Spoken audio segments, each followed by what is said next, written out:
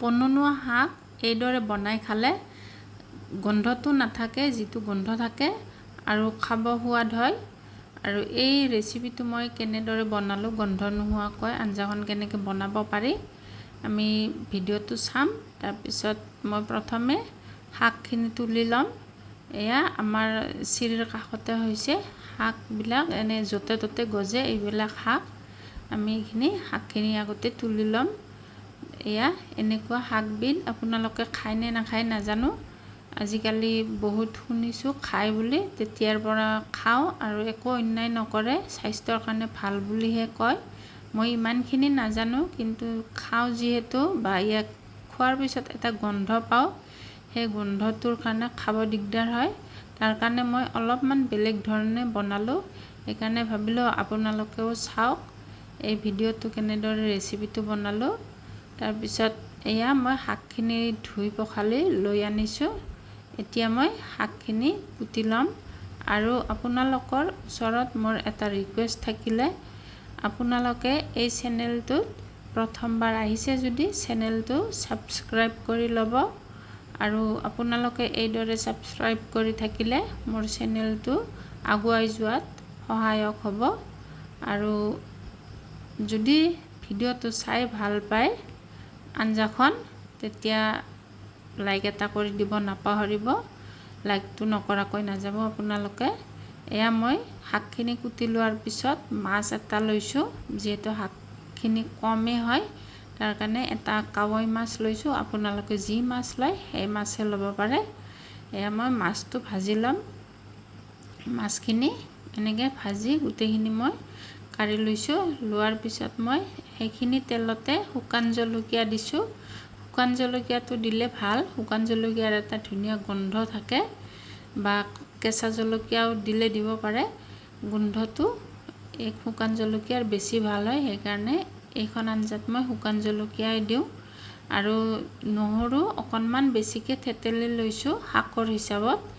এইখিনি মই নহৰুখিনি ধুনীয়াকৈ ইয়াতে ৰঙচুৱা কৰি ভাজি ল'ম। যেতিয়ালৈকে ধুনীয়া গোন্ধ এটা নাহে তেতিয়ালৈকে ভাজি ল'ম। এইখিনি এনেকৈ অকণমান দেৰি আৰু ভাজিলে হৈ যাব, ধুনীয়া ৰং এটা আহি গৈছে। আৰু এইখিনি এনেকুৱা হৈছে।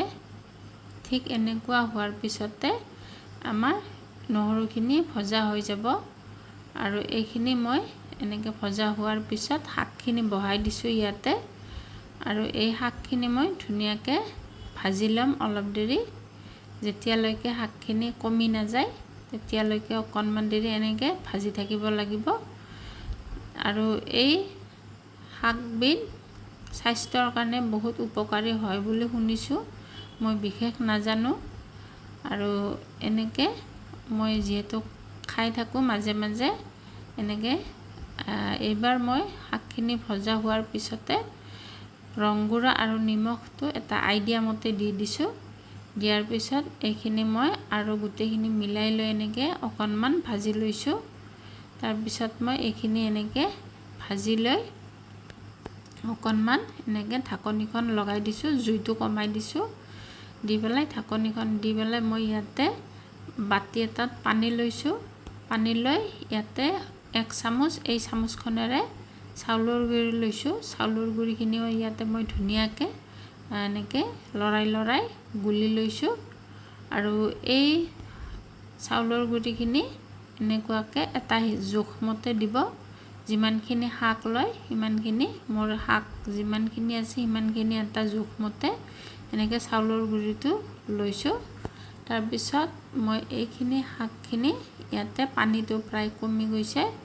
এইখিনি এতিয়া অলপ দেৰি পিছতে ভজা হৈ যাব গোটেইখিনি।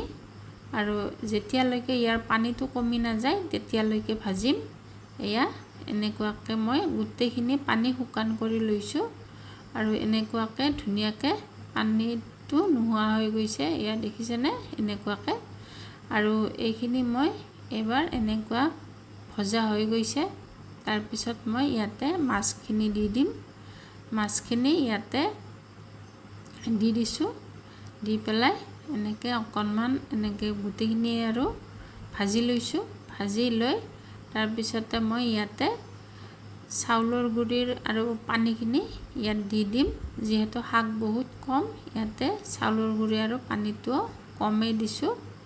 এনেকুৱাকৈ অকণমান এনেকৈ দি দিলোঁ আৰু এইখিনি মই ধুনীয়াকৈ গোটেইখিনি মিলাই লৈছোঁ চাউলৰ গুড়িৰ লগত। আৰু বেছি মানে কি জট নাই আৰু আঞ্জাখনত, বিশেষ একো দিব নালাগে। এনেকৈ বেলেগ এনেকৈ জলকীয়া পিঁয়াজ দি ভাজিলে এটা গোন্ধ পায়, আৰু এনেকৈ নহৰু চাউলৰ গুড়ি এনেকৈ দি বনাই খাবচোন, খাব খুব সোৱাদ হয়, গোন্ধটোও নাথাকে। এইখন আপুনি পুননুৱা শাকৰ মানে আঞ্জা বুলি গমেই নাপাব খালে।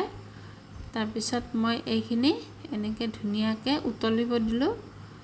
উতলি থকাৰ সময়তে মই ইয়াতে অকণমান এতিয়া জিৰা বটি লৈছোঁ। জিৰাটো অকণমান এনেকৈ শাকৰ হিচাপত অকণমান বেছিকৈ দি দিছোঁ, যাতে ইয়াৰ গোন্ধটো নোহোৱা হয়। আৰু বেলেগ একো নালাগে, এইখিনি দি এনেকৈ অকণমান উতলাই লৈছোঁ মই। উতলাই লৈ এইখিনি এতিয়া থুপথুপীয়া হৈছে। থুপথুপীয়া হোৱাৰ পিছতে মই অকণমান এনেকৈ উতলাই দি আঞ্জাখন নমাই দিছোঁ। ঠিক এনেকুৱা হৈছে।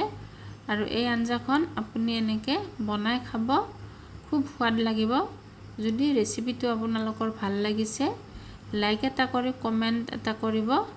আৰু এইবাৰ মই এইখিনি বাতি এটাত কাঢ়ি ল'ম আঞ্জাখন। ভিডিঅ'টো শেষলৈ চোৱাৰ বাবে আপোনালোকক ধন্যবাদ। আৰু এটা ৰেচিপিত লগ পাম। আজিলৈ ৰাখিছোঁ।